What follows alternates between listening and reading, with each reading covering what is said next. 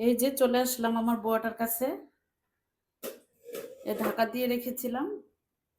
এখন দেখবো last finishing হয়ে গেছে প্রায়। হ্যাঁ, শেষ।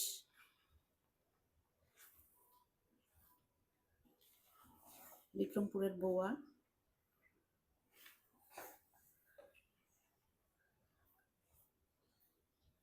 কার কার কাছে ভালো লাগে আমাকে কমেন্টে জানাবেন।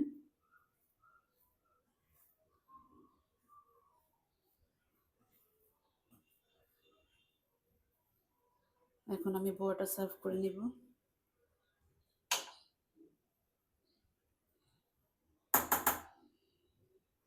এদিকে আমার কালো জিরা ভর্তা